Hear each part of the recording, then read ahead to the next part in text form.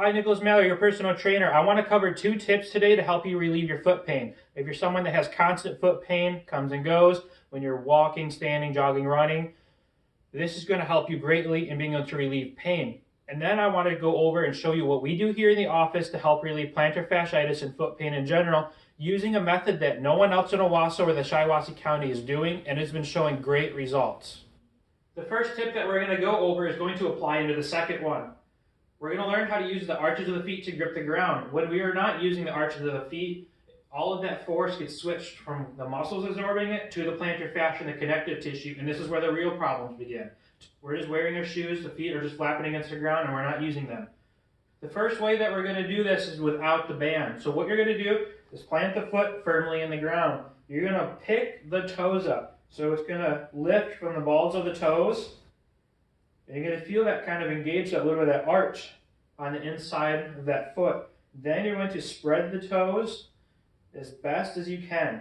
You're going to try and keep them spread as you now plant them. The big toe, pinky toe, is pressing straight down into the ground, giving a little bit of a grip. We're not crunching the toes. They're pressing down with a slight pull. So we've just created a tripod with the foot. Secondly, we're going to add the band into this. You do not have to use a band if you do not have one, but this gives more feedback and it feels really good on those arch muscles in the plantar fascia. So you're going to give that a nice tug.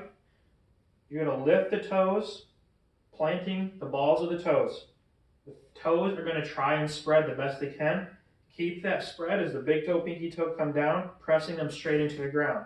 So it's heel, big toe, pinky toe, and you're pulling on this band.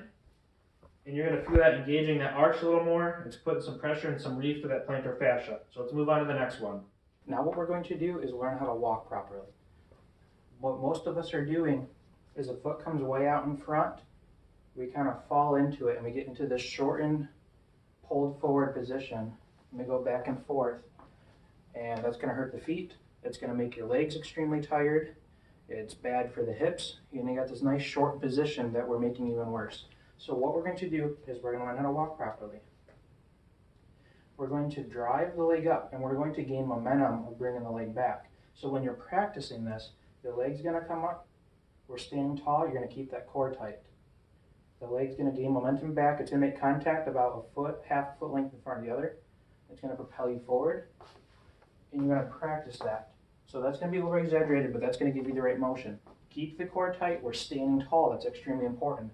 Core is tight because we don't want to come back and go into hyperextension, what most of us will do because of the hip imbalances. So tall, gain that momentum of driving that leg backwards. Use the glute and hip muscles properly to propel you forward. And then once you get that down,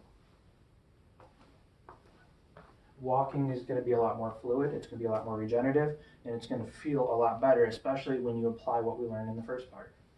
What we're going to be working on today is getting the calf muscles to be able to relax and loosen up that fascia tissue in there. Because what happens when the calf muscle is tight, it's going to pull on this Achilles tendon, pulling your heel, stretching out that plantar fascia, which is going to collapse the arch, put a lot of tension on there. And then on the inside of the leg, right through here, there's deep flexor muscles that are going to control the arch.